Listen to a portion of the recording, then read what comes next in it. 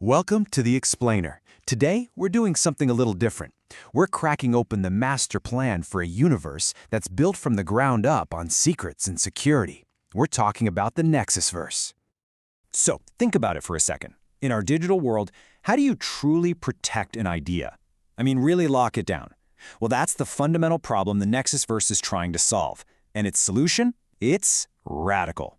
It's this superstructured approach where every single creative work, from a single line of dialogue all the way up to an entire multiverse, is treated like a top-tier trade secret. Okay, so the first thing you absolutely have to get is that the Nexus-Verse operates on two totally different levels. It's split right down the middle. On one side, you've got the public holographic teaser. You can think of that as the slick, shiny marketing brochure that everyone in the world gets to see. But then, there's the app, and that's the fortress. That's the secure, members-only zone where all the real data, all the protected IP actually lives. One is just the front door, the other one is the entire kingdom. All right, so here's our game plan. We're going to start with this universe of secrets, then talk about the price of entry. From there, we'll get into how you have two digital lives, how the whole cosmos is mapped out, and how creating across timelines actually works. And finally, we'll get to the heart of it all, the Circle of Thrones. So first up, a universe of secrets and meeting the cosmic sentry. See, your journey into this place doesn't start with, a simple login screen like you'd expect. No, it begins at something called the entry portal, which is basically a narrative gateway guarded by a cosmic sentry. And look, this is really important. This isn't just some cool sci-fi flavor text, it's a core technical concept. The system is literally telling you from the moment you knock on the door that your identity is about to be completely redefined. You're not a person anymore. You're a user entity transitioning into a digital object. You're becoming a quantifiable, trackable asset integrated directly into the system's architecture. All right, Section 2, the price of entry, or proving you are a worthy individual being. And yeah, gaining access is not easy, not by a long shot. The system has this incredibly rigorous process to make sure every single member is a verified, accountable person, not just some anonymous account hiding in the shadows. So, to get past that cosmic sentry, you've got to pass three critical trials. First, there's a legal commitment. You have to sign a strict, non-negotiable NDA. Second, a technical identity lock. Your account is hard-locked to your Google SSO. And third, a real-world verification, using your phone as an anchor. See, every single step is designed to strip away anonymity. And that brings us to this idea of the digital anchor. Now, the crucial thing to understand here is that this isn't just about security, like, protecting your password. No, it's way deeper than that. This is the system's first line of defense to prove you're a real human being. You're not a bot, you're not a fake account. And in a universe that's built entirely on verifiable trust, well, that's everything. Okay, so you've made it in. You're through the gate. And this is where the system reveals its first big secret. It turns out every single member has two completely distinct digital lives, and the entire architecture, the very bones of this place, is built to keep them forever separate. They call it the 2D timeline theory, and the easiest way to think about it is like a digital firewall that's hard-coded right into the database. Imagine a graph. Your real-life legal identity, your y-axis, exists on one line, and your public, creative persona, your x-axis, exists on another. The whole point of the system is to make sure those two lines never, ever cross in a public query. It's a core concept, and pretty much everything else we're going to talk about is built on top of it. So right at the start, you have a choice to make. You can go with Protocol Alpha, where you operate publicly, linking all your work to your real name or your business.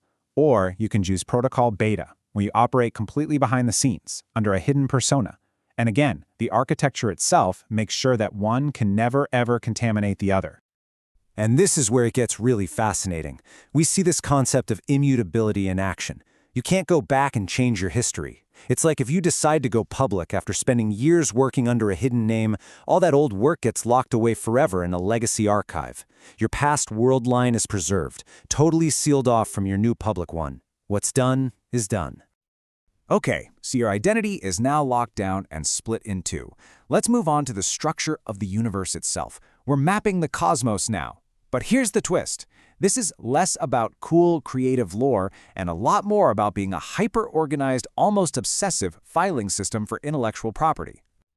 I mean, just look at this hierarchy. The entire universe is meticulously organized. It's basically a database schema that's been disguised as a cosmos. It scales all the way from these massive multiverse clusters down to the tiniest, smallest object. Literally everything has its own specific place in the grand design. And this is why that crazy hierarchy exists. Every single idea, every character, every line of a song gets a unique parent ID. You can think of it like a digital birth certificate. It links that creation to a specific place in the cosmos, creating a traceable and, more importantly, a legally defensible narrative origin point. So the universe is mapped, everything has its place.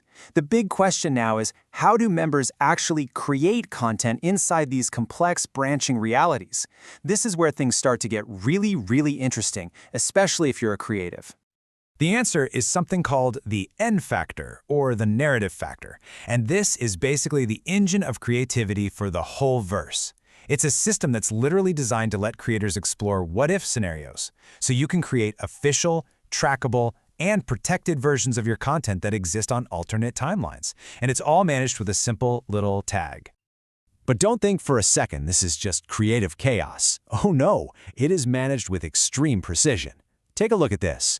A simple 3-placeholder versioning system can track everything from the lyrical version of a song to the specific video clip that was chosen, all the way down to the nitty-gritty technical format of the final music video. Every variable is accounted for. And that brings us to our final section. We've peeled back all the layers of security, identity, and creation. We've reached the very center of the onion, the power structure that governs this entire reality. We're talking about the Circle of Thrones. So how is this universe ruled? Well, it's a very strict hierarchy.